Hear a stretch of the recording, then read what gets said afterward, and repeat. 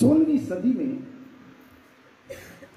Pascal Blaze नामी एक मशहूर मसीही फलसफी और माहिर रियाजियात हुआ।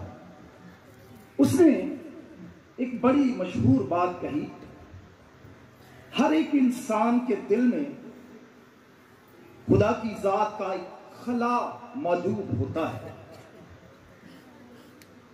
जिसको किसी भी खलक की हुई चीज से पुर नहीं किया जा सकता मासवाए खुदाए खालक की जात के। ये अल्फाज जाहिर करते हैं कि हर इंसान फितरतन खुदा के वजूद का एक खला अपनी जात के अंदर रखता है जो कि सिर्फ और सिर्फ खुदाए खालक ही की बदौलत पुर किया जा सकता है।